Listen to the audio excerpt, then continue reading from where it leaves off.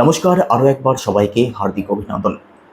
আজকের এই আলোচনাটি শুধুমাত্র তুলা রাশি অর্থাৎ লিব্রা সাইনের প্রতিটি মানুষের জন্যই বিশেষ থেকে অতি বিশেষভাবে গুরুত্বপূর্ণ থাকবে। কারণ আজকের এই আলোচনার মধ্যে দিয়ে সেপ্টেম্বর 2026-এ ঘটতে চলেছে এমন 6টি শুভ খবর এবং 3টি সাবধান বাণী নিয়ে আলোচনা করব, যেটি রাশি অনুযায়ী আপনাদের উপরে কিন্তু প্রভাব পড়ার সম্ভাবনা রয়েছে। তো সম্পূর্ণ ভিডিওটি অবশ্যই দেখুন। আপনি যদি একজন নতুন দর্শক হয়ে থাকেন, অবশ্যই চ্যানেলটিকে সাবস্ক্রাইব করে পাশে থাকবেন। তো চলুন শুরু করা যাক। প্রথম যে দিকটি রয়েছে, স্বাস্থ্যের কথা যদি বলা হয়, তো স্বাস্থ্য আপনাদের ভালো থাকবে। স্বাস্থ্য নিয়ে মেজর কোনো ইস্যুর সম্ভাবনা থাকবে না সম্পূর্ণ সেপ্টেম্বর মাসের মধ্যে। কারণ রাশির লর্ড শুক্র গ্রহ রাশিতে অবস্থান করছেন, তো সাপোর্ট আপনি অবশ্যই পেয়ে যাবেন। শরীর এবং মন আপনাদের ভালো থাকবে, ভালো হতে দেখা যাবে। দ্বিতীয় যে ভবিষ্যৎবাণীটি রয়েছে, দেখুন পরিবার কিন্তু আপনাদের ভালো থাকবে। পারিবারিক দিক থেকে আপনি সাপোর্ট পাবেন, পরিবারে আপনার সুখ শান্তি থাকবে, পরিবারের মানুষদের মধ্যে অ্যাটাচমেন্ট বন্ডিংয়ের জায়গাটাও ভালো থাকবে। কোনো প্রকার কোনো সমস্যা যদি থেকেও থাকে, তার থেকে আপনি বেরিয়ে আসতে পারেন। কথাবার্তার মাধ্যমে সেই সমস্ত প্রবলেমগুলো সলভ হতে পারে, সেই সম্ভাবনাও রয়েছে। একই সাথে আপনাদের অর্থের জায়গাটা ভালো থাকবে।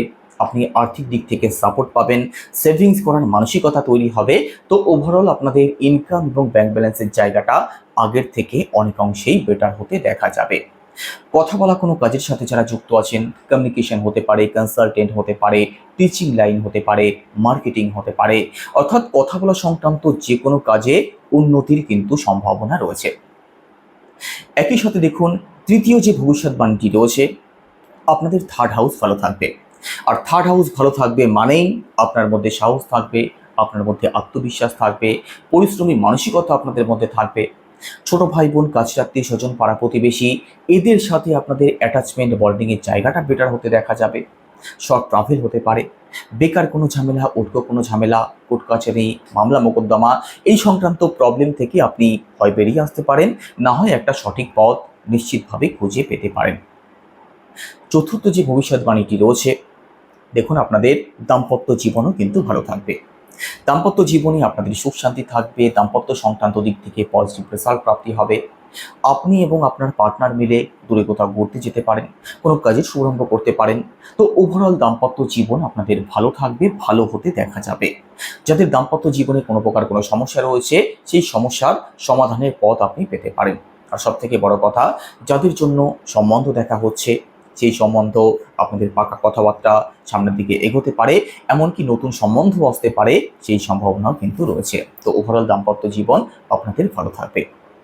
একই সাথে দেখুন, আপনাদের ভাগ্যস্থান ভালো থাকবে, ভাগ্যের সাপোর্ট আপনি পাবেন। আর ভাগ্যস্থান যেহেতু ভালো থাকবে, কোনো প্রকার কোনো সমস্যা থেকে খুব সহজে কিন্তু আপনি বেরিয়েও আসতে পারবেন। কারণ ভাগ্য যদি আপনার সাথে থাকে, কোনো সমস্যাই কিন্তু আপনার কাছে সমস্যা নয়। একই সাথে আপনাদের পিতৃপক্ষ ভালো থাকবে, উচ্চশিক্ষার জায়গাটা ভালো থাকবে, ঘর পরিবারে কোনো শুভ কার্য, কোনো মাঙ্গলিক অনুষ্ঠান যারা করবেন ভাবছেন, আপনাদের জন্য ভালো সময় থাকবে। তো ওভারঅল ভাগ্যস্থান আপনাদের খুবই ভালো থাকবে। একই সাথে দেখুন, কর্মজীবনও কিন্তু আপনাদের ভালো থাকবে। কর্মজীবনের দিক থেকে যারা সমস্যার মধ্যে এতদিন ছিলেন, এখন আপনাদের দশম ভাবে দেবগুরু বৃহস্পতি উচ্চস্থ রাশিতে অবস্থান করছেন। তো কর্মজীবনে বড়সড় পরিবর্তন হওয়ার সম্ভাবনা রয়েছে। কর্মজীবনে যারা দীর্ঘদিন ধরে কোনোভাবেই সাকসেস পাচ্ছিলেন না, আপনারা সাকসেস পেতে পারেন। নতুন কাজের সন্ধান যারা করছেন, আপনাদের জন্য এবার বড়সড় সুযোগ অবশ্যই আসবে। চাকরির চেষ্টা যারা করছেন, আপনাদের জন্য ভালো সময় থাকবে। বিশেষ করে কোনো কম্পিটিশান অথবা কোনো এক্সাম যদি থাকে, আপনি ভালো ফল নিশ্চিতভাবে করতে পারবেন। তো ওভারঅল কর্মজীবন আপনাদের নিশ্চিতভাবে ভালো থাকবে। একই সাথে ব্যবসায়ী যারা আছেন, ব্যবসার দিক থেকেও সাপোর্ট আপনি অবশ্যই পেয়ে যাবেন। ব্যবসাতে কিছু পরিবর্তন যদি করতে চান, তার জন্য ভালো সময় থাকবে। এবার আলোচনা করব সাবধান বাণীগুলো নিয়ে। কোন কোন দিক থেকে আমাদেরকে সাবধানে থাকতে হবে। প্রথমত দেখুন, আপনাদের চতুর্থ ভাবের লর্ড শনিদেব ষষ্ঠ ভাবে বর্তমানে রেট্রোগেট রয়েছেন। তো প্রথমত প্রপার্টি সংক্রান্ত যে কোনো দিক থেকে আপনাদেরকে সিরিয়াস থাকতেই হবে। প্রপার্টির দিক থেকে কিন্তু চোখ কান খোলা রাখতে হবে।